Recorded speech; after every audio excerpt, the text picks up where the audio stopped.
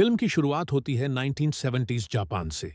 बारिश बरस रही है, तलवारें टकरा रही हैं और एक समुराई स्कूल खून से लथपथ पड़ा है। सभी स्टूडेंट्स मारे जा चुके हैं। बस एक छोटा लड़का जिंदा है। उसका नाम है ओजस गंभीरा। वो बच्चा मौत देख चुका है और अब डर उसके अंदर मर चुका है। वो चुप रहता है, लेकिन उसकी आंखों में आग जलती है। सालों बाद वही लड़का जवान होता है, एक मुसाफिर जिसके पास न घर है न वतन, बस तलवार और यादें। वो एक रात चोरी छुपे एक जहाज में चढ़ता है जो बॉम्बे मुंबई जा रहा होता है। एक शहर जो सोने, धोखे और खून से बना है। उसी जहाज पर कुछ लुटेरे हमला करते हैं। दो स्मगलरों पर, सत्यनारायण दादा, प्रकाश राज और वर्धमान मिराजकर। ओजस बिना सोचे झपट पड़ता है, तलवार से सबको काट गिराता है। दादा उसकी हिम्मत देखकर कहता है, तेरी आंखों में मौत है मगर दिल में वफा। उसी दिन से ओजस बन जाता है ओजी, ओरिजिनल गैंगस्टर। ओजी के आने से दादा का साम्राज्य चमक उठता है। कोलाबा का स्मगलिंग पोर्ट अब बॉम्बे की सबसे बड़ी ताकत बन जाता है। सोना, हथियार और पॉलिटिक्स सब उसी के रास्ते से गुजरते हैं। ओजी दादा के लिए सिर्फ गार्ड नहीं, बल्कि साया बन जाता है। वो बोलता कम है, लेकिन जब बोलता है तो गोलियां गूंजती हैं। दूसरी तरफ दादा का बेटा श्याम जलन से भर जाता है। उसे लगता है कि ओजी उसके बाप का असली बेटा बन चुका है। उसी वक्त मिराजकर के बेटे ओमी भाऊ, इमरान हाशमी और जिम्मी श्याम को बहका देते हैं। ओमी कहता है, तेरे बाप को तू नहीं, वो तलवार वाला अनाथ पसंद है।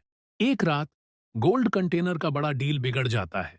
श्याम गलती करता है, गोली चल जाती है और हालात ऐसे बनते हैं कि ओजी को मजबूरन श्याम को मारना पड़ता है। दादा जब पहुंचता है तो अपने बेटे की लाश देखकर टूट जाता है। ओमी की चाल चल चुकी होती है। दादा को यकीन दिला देता है कि ओजी ने उसे जानबूझकर मारा।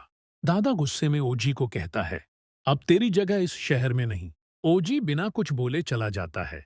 बस इतना कहता है, मैंने तेरे ख्वाब की हिफाजत की, चाहे अपनी तबाही से करनी पड़ी। ओजी बॉम्बे छोड़कर नासिक पहुंच जाता है। वो अपनी पहचान छुपाकर नई जिंदगी शुरू करता है।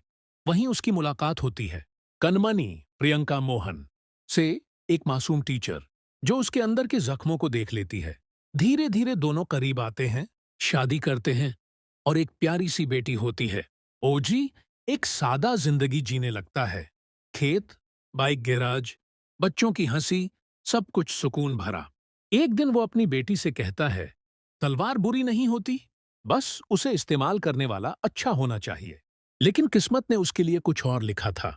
सालों बाद बॉम्बे बदल चुका है। अब वहां राज करता है ओमी भाऊ, जो मिराजकर परिवार का सबसे चालाक और बेरहम आदमी है। सत्य दादा बूढ़ा और बीमार है। उसकी इज्जत और हक सब छिन चुका है। फिर एक दिन ओजी को एक पार्सल मिलता है। उसके अंदर एक पुराना शिप टिकट और एक गोली रखी होती है। उस पर लिखा होता है, समंदर फिर से खून मांग रहा है, अपने रक्षक को याद कर रहा है। उसी रात उसे पता चलता है कि दादा पर हमला हुआ है और उसकी बेटी को अगवा कर लिया गया है। ओजी की आंखों में फिर वही पुरानी आग जल उठती है। वो अपनी तलवार निकालता है और कहता है, अब वापस आया हूं हिसाब बराबर करने। ओजी लौट आता है बॉम्बे, मगर अब ये शहर उसे पहचानता नहीं। रात के अंधेरे में, बारिश के बीच, वो फिर से वही बन जाता है, एक खामोश तूफान। वो ओमी के आदमियों को एक एक कर खत्म करता है। शिपयार्ड में गोलियों की बारिश, नाइट क्लब में छत पर तलवार की लड़ाई और डॉक पर ब्लास्ट से उड़ा देता है ओमी का सोना। हर मौत एक संदेश होती है, ओजी वापस आ गया है। ओमी गुस्से में कहता है, उसे मारो, नहीं तो यह शहर झुकेगा नहीं। लेकिन ओजी किसी साए की तरह सबको मिटा देता है। दादा को जब सच्चाई पता चलती है, वो आंसुओं में कहता है, माफ कर दे बेटा, मैं तुझे गलत समझ बैठा। ओजी बस मुस्कुराकर कहता है, आपने भरोसा खोया नहीं, बस देर से पाया। अंतिम जंग होती है उसी कोलाबा पोर्ट पर, जहां सब शुरू हुआ था। ओमी ने ओजी की बेटी को कंटेनर में बांध कर रखा है, जिसके चारों तरफ बम लगे हैं।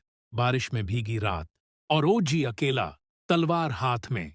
गोली चलती है, खून बहता है, और हर बार उसके बीते हुए दर्द का बदला होता है। वो दुश्मनों की फौज को मिटा देता है और आखिर में ओमी से आमना सामना होता है। ओमी मुस्कुराकर कहता है, इस दुनिया में वफा नाम की चीज मर चुकी है। ओजी जवाब देता है, तो आज मैं तुझे उसकी कब्र दिखाऊंगा। दोनों भिड़ते हैं, तलवारें टकराती हैं, आग फैलती है और अंत में ओजी अपनी तलवार ओमी के सीने में घोंप देता है। मैं वो तूफान हूं जिसे समंदर भी नहीं रोक सकता। वो अपनी बेटी को बचाकर निकल जाता है। पीछे रह जाती है बस राख और एक निशान। सुबह जब पुलिस पहुंचती है तो वहां किसी की लाश नहीं मिलती। बस दीवार पर एक निशान बना होता है, एक गोली और एक तलवार का सिंबल। लोग फिर फुसफुसाते हैं, वो आदमी नहीं था, तूफान था। उसे कहते हैं ओजी, ओरिजिनल गैंगस्टर। कैमरा ऊपर उठता है और मुंबई की स्काईलाइन पर सूरज उगता है। पीछे थमन का म्यूजिक गूंजता है। खून, वफा और यादों का सिम्फनी। अगर आपको भी दे कॉल हिम ओजी की ये कहानी पसंद आई, उसका गुस्सा, उसकी वफा और उसका बदला, तो अभी लाइक करो, सब्सक्राइब करो और बेल आइकॉन दबाओ, क्योंकि ये है सिनेमा डिकोड, जहां हर फिल्म के पीछे छुपी है एक गहरी कहानी और हर सीन का मतलब हम आपके लिए डिकोड करते हैं। सिनेमा डिकोड, हर फ्रेम में एक राज, हर कहानी में एक तूफान।